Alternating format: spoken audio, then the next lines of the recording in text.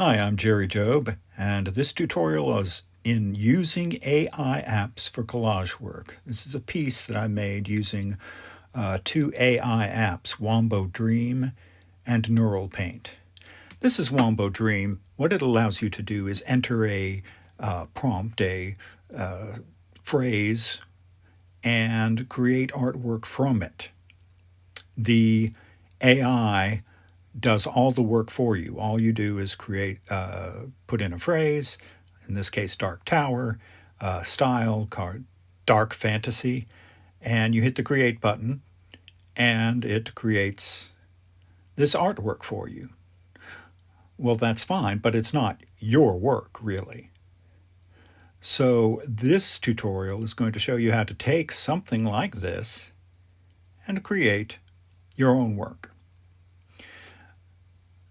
You can save it either as download as original or download as phone background, and I'll show you the difference between those two by saving both of them, first as original and then as phone background. Now when we go out to our Photos app and take a look at those, the first one looks kind of like a trading card, like a Pokemon trading card or something. And then the second one is just the image itself. So that's what I use, download as iPhone background.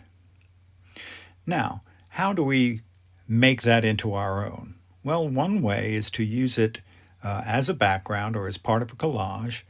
And you can use an app called Neural Paint. And it takes your image and it puts it into different styles.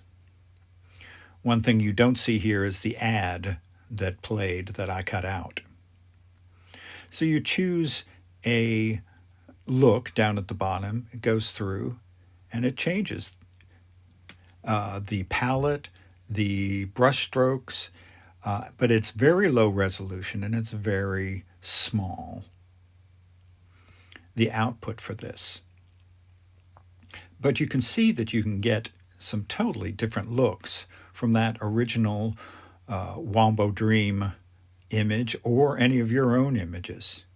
You can go through the different periods here and choose different ones. It doesn't take that long for it to create these images.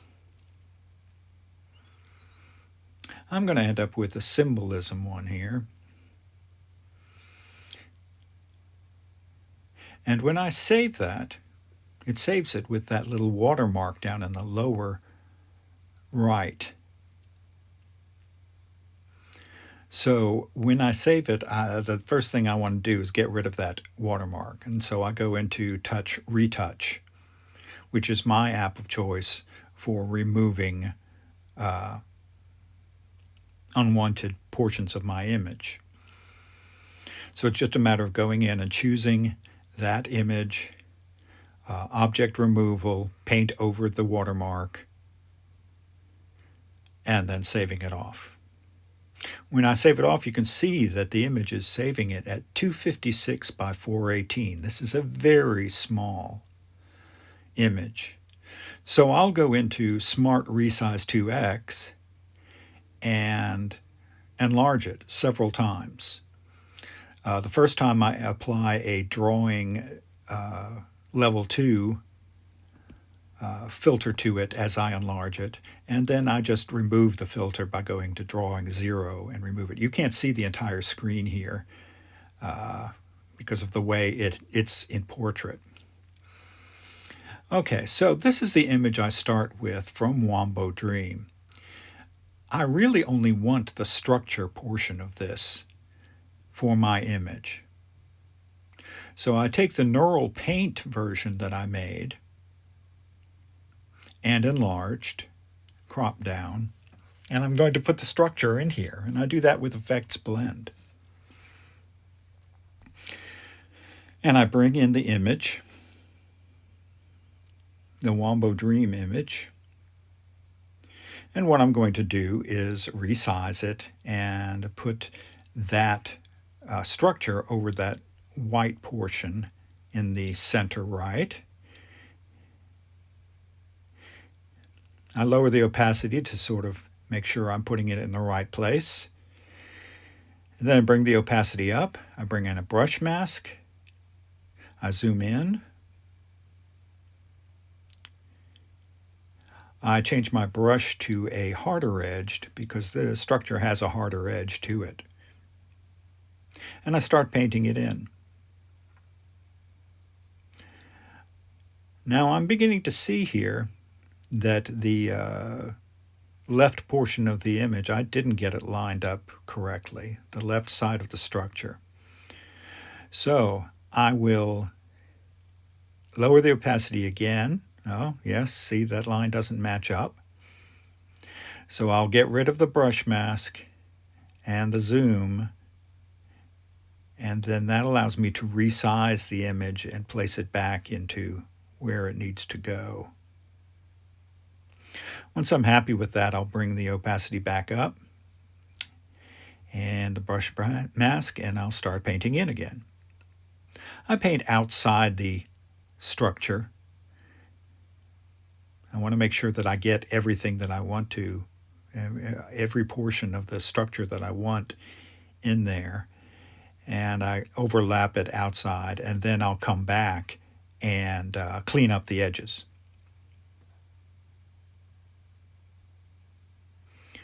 I see now that I've got everything that I wanted, so now I can change to erase and clean up the edges.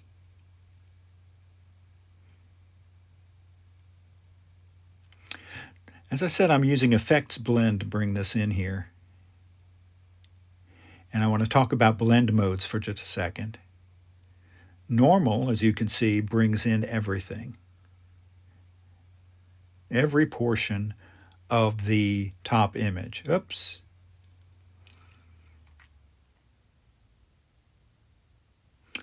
Yeah, okay, now I'm cleaning up the edges here. And when I went to move it, I thought I had hit zoom move, but I had not. And so I wanted to make sure that I paint in everything and then hit zoom move and come back up to the top so I can clean up those edges. As I say, this is normal mode where I see everything from the overlying image. But these can be useful in other blend modes as well. As you'll see when I add something in luminosity blend mode in just a moment. I move it around, clean up the edges. Of course, with a round brush, it's hard to get into corners. So the corners are not going to be perfect. Move it again, down here. There's some pink that I want to get rid of, and the corner is not going to be awesome, but what does that matter? It's my collage. When I'm pretty much got it cleaned up, then I zoom back out to make sure that I've got everything that I want to get in, which I do in this case. But I want to check the mask because when you add something like this, you want to make sure that you've got the mask correct so that you can, before you get rid of the mask, you can make any adjustments that you want to. So I apply the structure in there, and then I go to adjust levels, and I'm going to make it a little brighter, and I'm going to apply that. Now I can get rid of the mask because I have no need for it anymore. Well, as I said, I want to bring some information in down at the bottom of the screen. What is that structure resting on? So I have another image that I made in Wombo Dream that is of a river.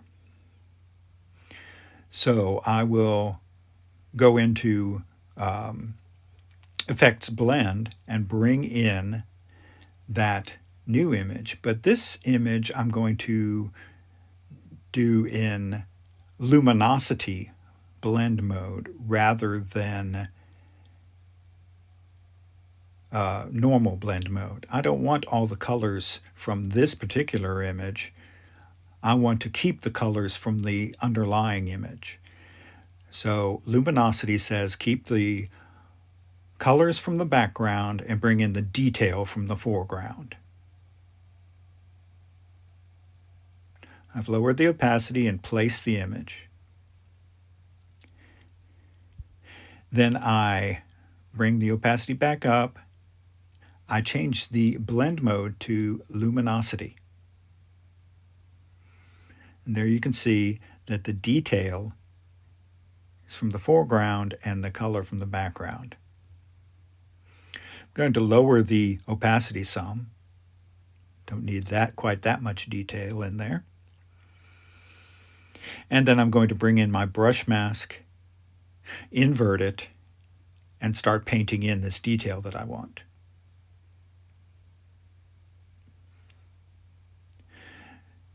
So I'll make it a soft-edged brush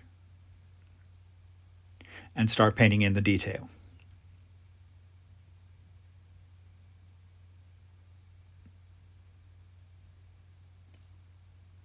In case you're wondering, I am doing all of this with my finger. I do have an Apple Pencil and I do use it on occasion.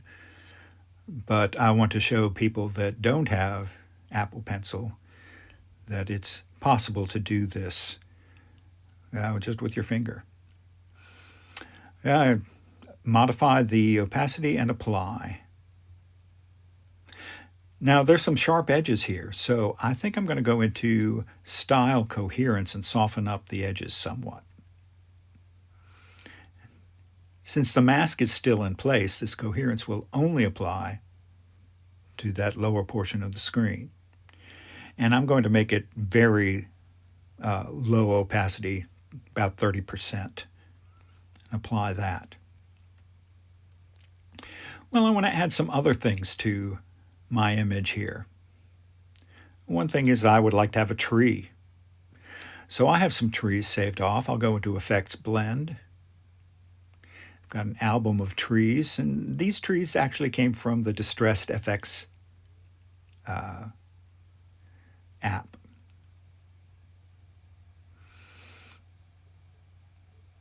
I can make them larger here and take them mostly off the screen, which you can't do in Distressed FX. So I'd use multiply mode, which drops out the white and keeps the black. And then I lower the opacity to make it blend in a little more, not be quite so harsh. I'll apply that. iColorama has some new overlays that I want to use. And the first, they're under the texture in the iPad version of iColorama. And the very first one I want is a moon. It's under miscellaneous. So I find that I place it with a pinch to resize it, and then a drag to place it where I want it to be. I apply that, and then I want some moonbeams from it. There's some directed, sort of directed light overlays here that I like to use. Once I pick out the one I want to use here, I rotate it some and then place it over the moon. Well, the portion that's not over the moon, that's over the structure itself, the sky and the structure, looks great, but I need to get rid of it over the moon. Don't need that harsh line over the moon. So I'll zoom in and go to my brush mask, and I'll just take it off of the moon.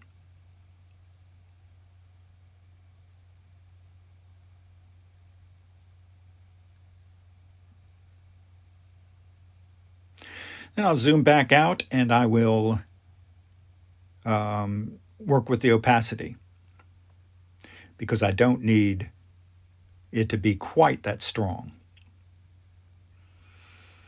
So I'll take it down to about 75%, I think is what I ended up here with, somewhere around 75%.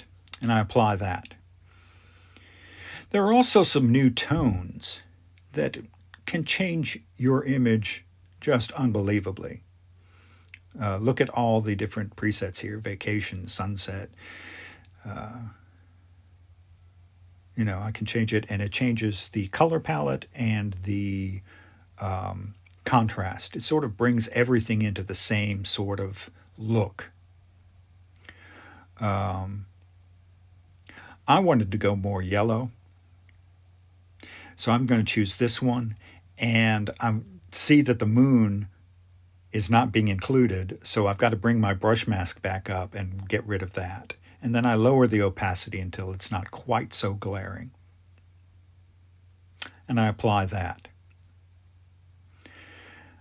I also like a glow, so I'm going to bring in Effects Glow at about 20%, not very much at all. It just softens things up a little bit. And then I still find that the foreground is a little dark, a little too light for me. I want to darken it. So I'm going to bring in some levels here. And I'm just looking at the bottom. And even though it does horrible things to the top, I don't care, because where I want to enter it, to add it, is at the bottom. And so I'll paint it in at the bottom. And then I paint it in some at the top as well.